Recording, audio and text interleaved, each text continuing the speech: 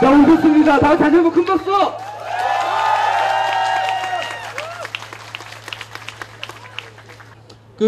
아까 식전에 잠깐 말씀드렸지만 오늘 이 자리는 박원순 팬카페 강남 지역 회원분들이 자발적으로 마련한 자리입니다.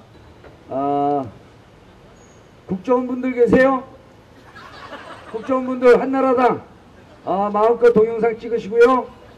26일은 기호 10번입니다.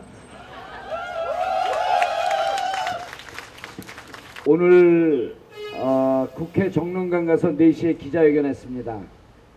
기자회견에서 지금 제가 허위사실 유포로 고발을 당했어요. 고발은 제3자가 하는 겁니다. 제가 법원을 자주 출입하다 보니까 법률 상식도 조금 알아요. 나경원이 직접 하는 건 고소입니다. 그래서 제가 오늘 뭐라고 말씀을 드렸냐면 캠프 관계자 어쩌고저쩌고 운운하면서 얼렁뚱땅 넘어가지 말고 고발 당장 취하해라. 그리고 나경원이 직접 나서서 고소해라. 고발한 거에 대해서는 월요일날 무고로 고소합니다. 지금 고발장 다 썼고요. 그리고 월요일날 무고로 고소하는데 나경원이 고발을 캠프에서 취하하면 저희도 고발장 조금 있다가 쓰고 나경원이 다시 고소를 하면 그때 무고로 맞대응하고 제가 이렇게 얘기했어요. 법치주의 국가에서는 허위사실 유포와 명예훼손이 우리나라만 자주 쓰고 있는 겁니다. 법치주의 국가에서 이미 사문화되어 버린 허위사실 유포 및 명예훼손이라고 하는 그 법으로 국민의 알 권리와 언론의 자유를 시도 때도 없이 짓밟으려 하는 그 못된 버릇을 이번에 혼내주겠다 그랬어요. 이번에 아주 따끔하게 혼내줄 겁니다. 그래서 마지막에 기자회견 마지막에 법정에서 자주 봅시다 그랬어요. 근데 의원님 이거 바꿔야겠어. 목이 안 좋아. 전기 온다고 그래갖고 전기 온다고 그래갖고 한두 겁을 먹어갖고 이게 금방 다시 바꿀까요?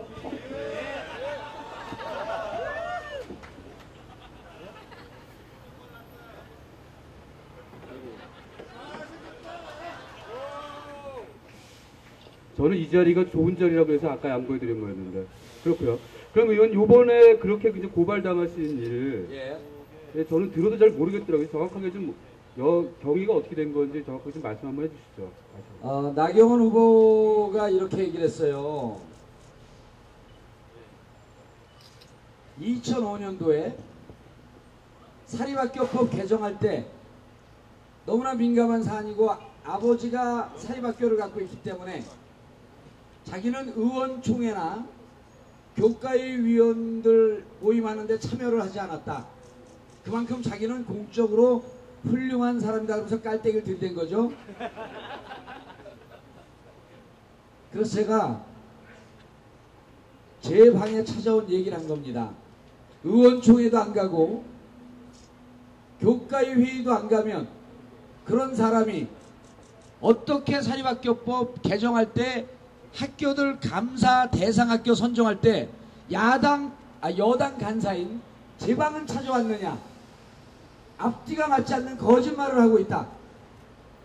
그리고 나경원 의원은 우리 방에 와서 구구절절히 아버지 학교 얘기를 하고 부탁을 하고 갔다. 아버지 학교를 지키기 위해서 사립학교법 개정을 반대한 그런 분이 무슨 공적 지위에 가려고 하고 서울시장이 되려고 하느냐. 자격 없다. 사퇴해라. 이렇게 얘기를 한 겁니다.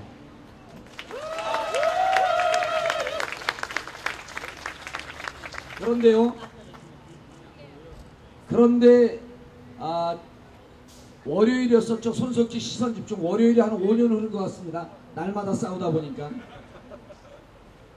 손석희 시선집중 나가서 이렇게 얘기를 합니다. 아버지 학교에 대해서 얘기하지 마십시오.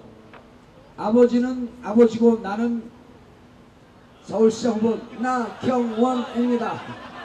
나는 나경원입니다. 아, 발음 좋아요. 나경원이에요? 그래서 제가 그 다음날 얘기를 한 거 아니에요. 무슨 아버지 학교와 자기 학교를 구분하느냐. 2001년 6월 19일인가 그렇습니다. 그때 이사로 돼서 한 번 중임되고 두 번 중임되고 지금도 10년 동안 화곡중고등학교, 상문고등학교보다 몇 배 위에 있는 사립학교 비리의 전설, 사립학교 비리의 스탠다드, 사립학교 비리의 종합백화점, 거기에 이사로 있어요. 그리고 이렇게 얘기를 합니다. 평생 올바르게 살아오신 아버지를 먹칠하지 마라. 아, 올바르게 살아왔습니다. 아, 올바르게 살아왔어요. 중학교 학생들에게 일찍이 유교훈련을 알려주시고 일찍이 보쯤지고 4층까지 뛰어오르는 훈련을 시키시고 잘못하는 친구들에게 앞으로 기어 뒤로 기어 유교훈련을 알려주시고 훌륭한 분입니다.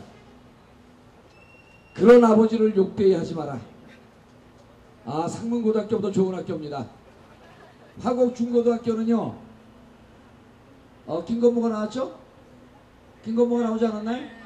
저는 낙곰수를 들을 때도 제가 할 때만 얘기를 듣고 다른 사람 얘기할 때 뛰어넘어갑니다. 그래서 낙곰수에서 무슨 내용이 진행되는지 잘 몰라.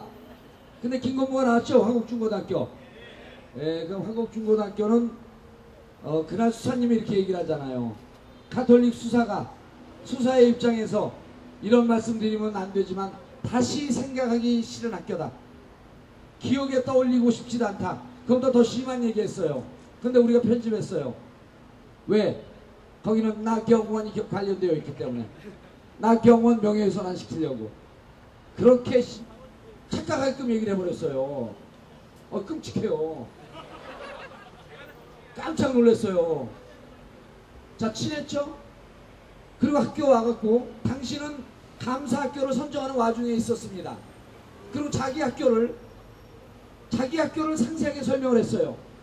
그리고 제가 나가자마자 제 보좌관에게 불필요한 불이익을 당할 수 있으니 나경원 학교를 잘 알아보고 한나라당이기 때문에 불필요한 불이익을 당할 수 있으면 빼줘라, 이렇게 얘기를 한 겁니다. 우리가 감사 선정한테 개입하지 않았으니까 이 네 가지 조건을 들어보면 뭐죠? 청탁이죠. 어떤 사람은 부탁이라고도 해요. 청탁이죠. 제가 그래서 MBN 토론할 때 그 얘기를 한 거예요. 아름다운 여성을 보고 한 6개월쯤 만났습니다. 볼 때마다 그립고 안 보면 보고 싶고 당신 꿈속에서도 나타나. 그럼 사랑한다는 얘기 아닌가요? 좋아한다는 얘기 아니에요? 좋아한다, 사랑한다 이래야지 좋아하고 사랑하는 겁니까? 그런 사람들은 여자한테 체해요. 왜냐하면 약간 은유적으로 얘기를 해야 돼. 섹시하게. 부탁, 청탁 안 해도 부탁입니다. 그리고 친하기 때문에 저는 강한 부탁과 청탁의 감을 느꼈어요. 얼굴 잘 보여요?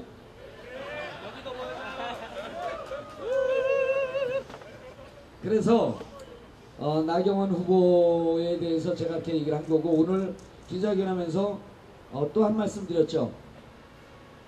거기는 또 우리의 못생긴 김어준의 절친 오세훈이도 드나드는 닥터 김스 클리닉입니다. 아, 모르셨어요? 아직 보도 안 나왔어요? 오세훈이도 드나들어요. 예, 그리고 거기 회원권은 1억이고요. 이미 원장하고 한나라당하고 말을 마치기 시작했습니다. 500만원이나 1000만원 주고 거기서부터 까나간다 그래요. 그 병원 망했어요. 이제 그 병원은 제가 잘 압니다. 우리 집사람 청담동에서 20년 사업했어요. 그 병원은 한 사람 깎아주면 이 말이 돌기 때문에 다른 사람은 또 깎아줘야 됩니다. 그래서 이 병원은 철저하게 노 디스카운트 전략을 펴는 병원이에요. 그리고 이 병원 김선민 원장 충남대 졸업했습니다. 77학번입니다. 디테일 나옵니다. 아, 지금 주진우가 열심히 취재할 건데 제가 좋죠. 제 빨대가 훨씬 더 강한 빨대입니다. 휴경병원에서 휴경동 위생병원에서 전문의 과정을 거쳤습니다. 그런데 이 닥터 김스 클리닉은 전문병원 아닙니다. 전문의 과정 떨어졌습니다.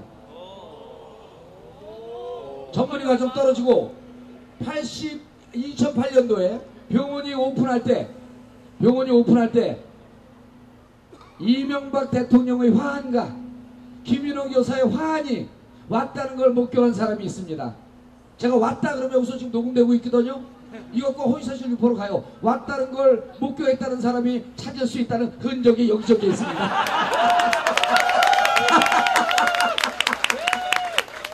자, 그런 병원에 가고요.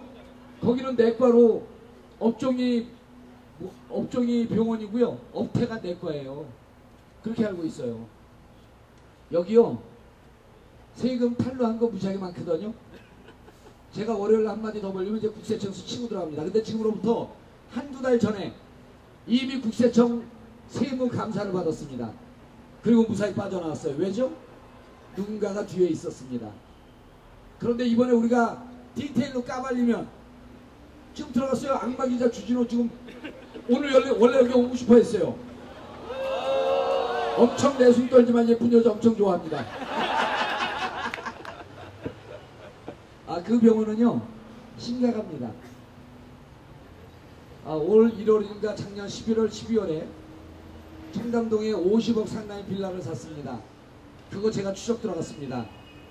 그 병원은 저 이제 못 빠져나와요. 진실을 얘기해야 돼요. 그 병원 덮치면요 1억 낸 사람들 다 현금으로 냈습니다. 탈세. 내과로 여기 세무사 있는지 계신지 모르겠지만 내과로 신고하면요 과표율이 좀 떨어집니다. 성형외과가 더 많이 내요. 성형외과 철저하게 몇 년 동안 성형 미용만 하고 내과로 신고했습니다. 이거 걸릴 거 부지기수예요. 빨리 진실을 밝히고 양심 선언하고 박원순 지지 선언해야 됩니다.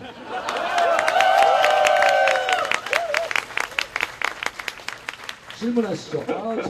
질문 한마디에 말을 못. 그러니까 무슨 질문을 못 하겠어요. 그냥 뭐 다음 질문을 생각하고 있던 거를 먼저 얘기를 해버리시니까. 말 많이 해서 행복해요. 근데 제가 요즘 듣다 보면 그 악마 기자 주진우한테 조금 밀리시는 느낌인 것 같은 생각이 드는데 뭐 그거에 대해서 본인 생각을 어떠신지. 그래도 형만은 아우가 없잖아요. 여러분 여기 이제 꼼수 콘서트 못 올 분들 꽤 많이 계실 텐데 잠시 말씀을 드릴게요. 우리 4명 안 친합니다. 4명 절대 연관시켜서 생각하지 마세요. 그런데 김어준 총수는 환상적으로 진행을 잘합니다. 요즘은 이게 입이 튀었어. 지 얘기만 하려고 그래. 깔때기 다 전염됐어. 김용민요 편집의 예술입니다. 1시간 반, 2시간, 2시간 반 되는 제 얘기할 때 이외에는 재미가 없잖아요. 그 지루한 정치 얘기를 김용민의 편집이 없으면 못 듣습니다. 그런데 김용민의 편집이요 여기 계신 우리 시민들과 네티즌 없으면 김용민의 편집은 완성이 안 됩니다. 트윗에 CM송 달라고 하고 3시간 만에 65개가 들어왔어요. 아직도 발표하지 않은 게 40개입니다. 그런데요 저는 그 3명 중에 4명 중에 국회의원 한 건 저밖에 없잖아요. 그리고 그 사람들은 앞으로 영원히 국회의원 못해요. 저는 조금 있으면 또 하잖아요.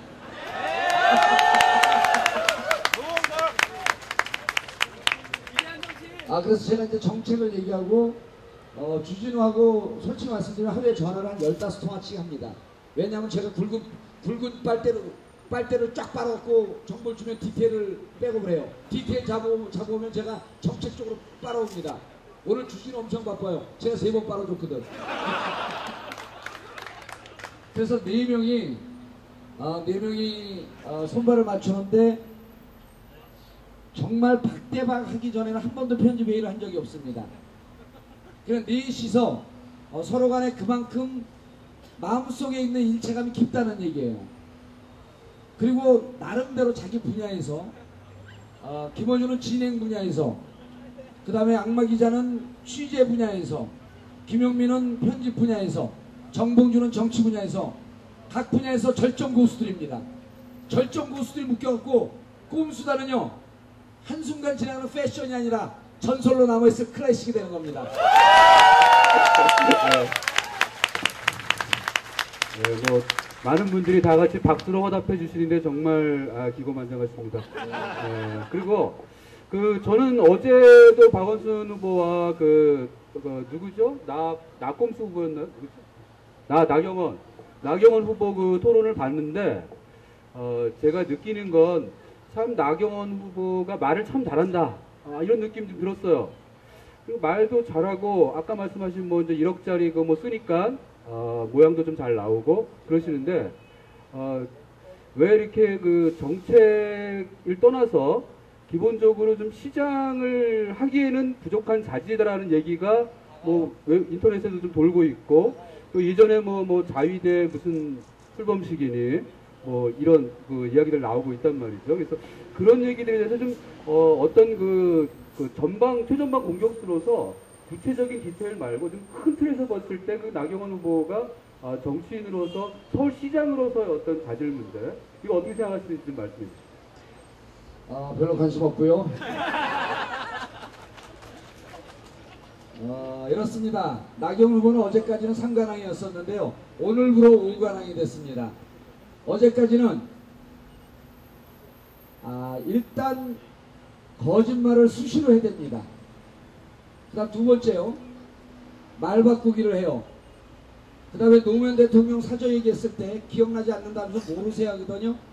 이게 어제까지 3관왕이었었는데 어제 저녁서부터 까면 깔수록 어디까지가 진실인지 모르는 양파 4관왕 됐습니다.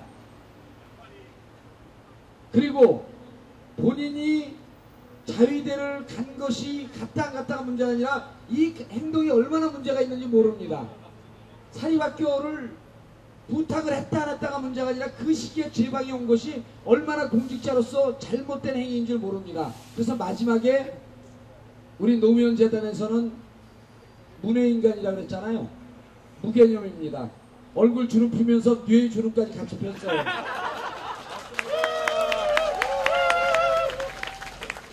그래서 여러분 잘 보세요. 정말 공직자들은요 말이 생명입니다. 한 말을 책임져야 돼요. 자꾸만 박원순 후보한테 토론하자 그러면서 토론 잘하는 것처럼 생각을 끌어냈잖아요. 말 잘하면 정책이 완결되나요? 말 잘하고 정책 잘하고 일 잘하는 건 대한민국의 정봉주밖에 없습니다. 아니 18대는 왜 떨어지신 거예요? 18대요? 네.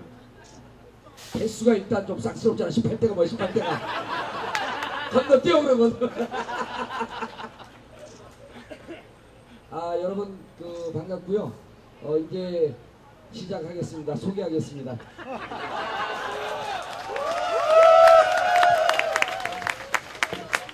노원구 공릉동 월계동을 지역 기반으로 하고 있는 아름다운 영혼의 소유자, 치명적인 매력의 소유남, 위대한 정치인 17대 국회의원 정봉주입니다.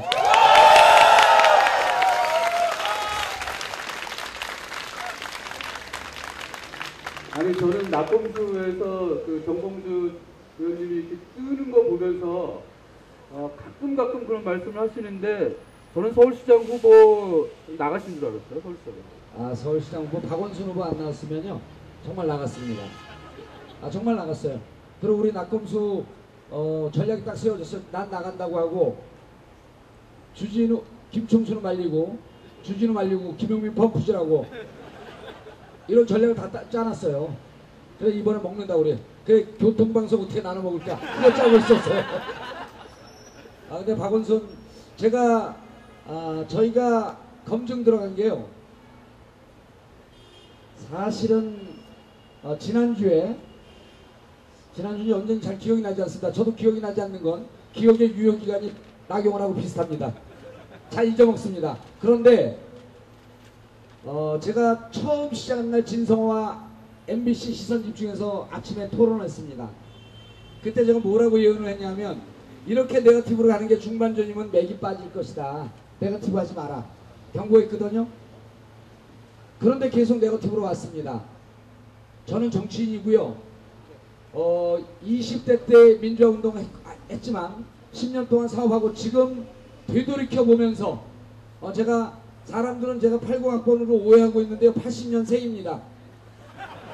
착각하지 마세요. 80년생. 32살 잔나비띠. 친구 먹어 그냥. 친구야 머리 좀 관리해라.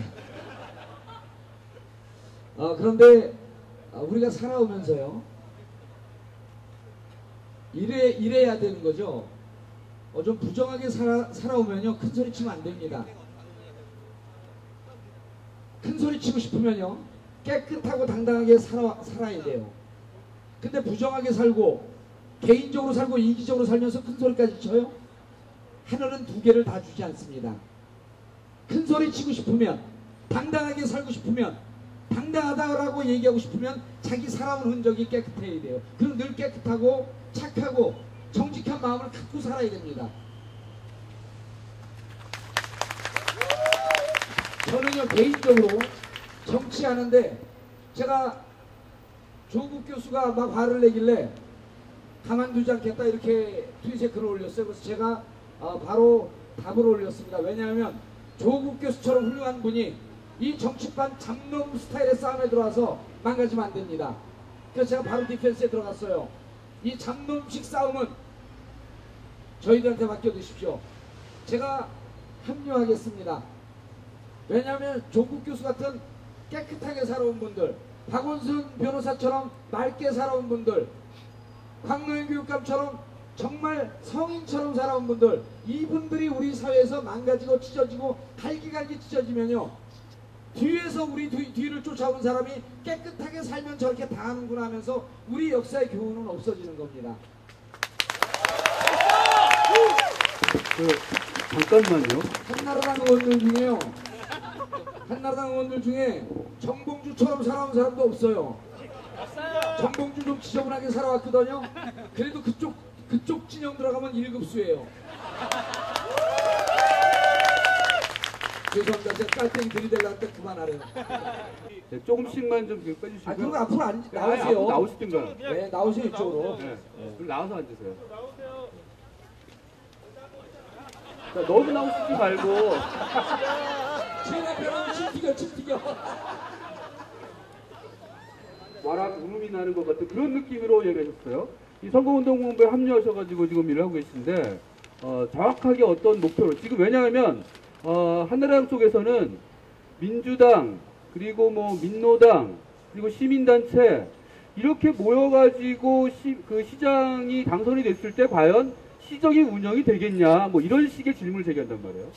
그런 거에 대해서 이 모임이 얼마나 또 그 거대한 하나의 전환인지 저는 좀 그런 면에서 볼 수 있지 않나. 가장 큰 그게 이제 지금 한나라당은요 토론할 때 보니까 이 사람들은 공부 잘했어요. 암기력이 탁월해. 그러니까 대한민국 이 주입식 교육의 달인들이야. 어느 의원들이 나와도 말을 똑같이 해요. 똑같이 합니다. 참 희한한 사람들이야. 자기들 뇌에 머리가 없는 것 같아요. 이 질문을 의원들 나올 때마다 다 똑같이 합니다. 박원순 후보는 부채가 많아서 서울시장이 되면 이게 어디로 갈지 모른대요. 여러분 박원순 후보가 부채가 많죠. 서울 시민의 권력을 다시 돌려줘야 할 부채가 있습니다. 여러분들 거였었거든요. 그거를 10년 동안 한두 사람이 자기들 거라고 가져갔었어요. 자, 민주당한테 가장 큰 부채가 있습니다. 그렇죠? 대답 안 하잖아요. 없잖아요. 대답 안 하면 없는 거예요. 민주당은 민주당 후보를 뽑아서 경선에서 당당하게 붙어서 졌습니다. 그리고 민주당은 더 큰 정당으로 거듭나야 된다는 반성 속에서 합류해서 바닥까지 열심히 뛰고 있어요. 무슨 부채가 있죠 민주당에? 저 민주당에서 아주 잘 나가는 의원이거든요. 저 박원순 의원한테 돈 꿔준 거 없어요. 실제 부채가 없습니다. 한나라당의 논리를 어거지로 만들고 이게 대중들한테 통한다고 보는 건데 핵심은 이겁니다. 저희가 우리 꼼수 4인방이 왜 나왔냐 아까 얘기한 얘기를 이어가면은 정말 박원순 후보 같은 사람들은 건들면 안 돼요. 그분이 살아온 삶을 보면요 부끄러워서 얼굴도 제대로 쳐다보기가 힘이 들어요. 그리고 우리 사회에서 그런 사람이 계속 나오고 있어야 된다는 건 장려해야 되는 거 아닙니까? 그런데 갈기갈기 치잖아요. 노무현 대통령 찢어놓더니 이제는 강노현 찢어놓더니 이제는 박원순까지 찢어놓으려고 그래요. 박원순 건너가기 전에 안철수 찢으려고 하다가 얼른 도망갔죠, 안철수? 지금 나올 필요 없습니다, 안철수 원장. 아, 이기고 있는데 왜 나와요? 나올 필요 없어요. 자, 박원순 후보를 이렇게 갈갈기 찢을 때 우리가 결정을 했습니다. 너네 검증해? 네거티브해? 좋아, 니네 한번 뒤집어 까볼게. 사실 우리가 카드가 여러 개가 있었죠. 그리고 박원순 후보가 쉽게 이길 줄 알았어요. 그런데 이 모든 기획을 홍준표 원내대표가 아니라 당대표가 했을 것으로 짐작되는 이 정도 네거티브는요, 나름 고수의 머릿속에서 나옵니다. 이쯤 되면 홍반장쯤이 기획했을 정도예요. 저희는 그렇게 생각을 해요. 왜냐하면 홍반장쯤 되죠. 저하고 레벨이 비슷해지거든. 어제 진성호 이제 어제는 좀 제대로 밟을랐어요. 왜냐하면 MBC 시선 집중수를 약했다고 엄청 비판받았어요. 너 꼼수에서 갈고 닦은 실력이 그거밖에 안 되냐 그래서 어제 밟은 거죠. SBS 아침에 또 잡혀있거든, 월요일날. 그래서 저는 오케이 했어요. 진성호, 신지호는 음주지호는 제가 나오지 말라 했어요. 역사이고 음주지호죠. 어느 아저씨가 큰 소리 치고 가죠? 견장 뛰고 안타 치면 저한테 지는데. 음주지호하고는 안 합니다. 왜냐, 음주지호는 저하고 동격이 된 것처럼 해갖고 공천 받으려고 그러는 거예요. 아주 야비한 친구예요. 자, 강추행, 그 다음에 진성호, 그 다음 누구죠? 조전혁? 아무도 안 나오는 거예요. 그래서 아무도 캐스팅을 못한 거야, 월요일날 SBS. 그래서 제가 마지막 어떻게 했으면 좋겠는지 작가한테 전화 가서 마지막 카드를 제가 줬어요. 유일하게 한 사람 남아있다니까 반색을 해요. 누구냐고. 홍반장 나오라 그래라. 홍준표 정도 돼야지 봉도사하고 싸울 만하다. 귀엽잖아요. 홍반장 참 귀여워. 많이 귀여워. 네, 그래서 우리가 박원순 후보를 밟는 걸 보고 너네 까불지 마라. 우리가 칼을 꺼내겠다 해갖고 했는데 앞으로 한 30% 남았습니다.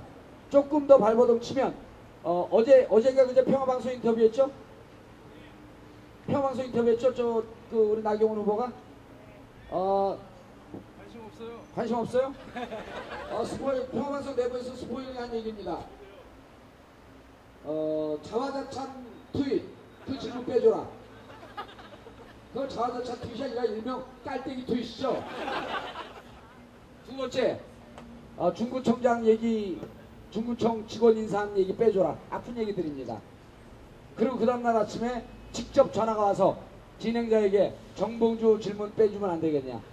그래서 둘 중에 하나만 하는 것으로 타협을 본 겁니다. 한나라당 진영이요, 지금 패닉 상태입니다. 정신을 못 차려요. 민주당 87명 국회의원 다 필요 없어요. 저 혼자 떠들면 돼. 캠프 정책 활동하고 열심히 돌아다니면 됩니다. 캠프에서 할 거 저를 제외한 나머지 3명의 허접한 낙검수 멤버가 대신하면 됩니다. 그놈들 인간 생각은 재수가 없어. 오늘 책 안 사오신 분들은 사인 받지 마세요. 네, 정말 위대한 정치인입니다. 자, 막간의 영사 앞에 계신 분들에게 서비스. 예. 앞에 계신 분들에게 포토타임.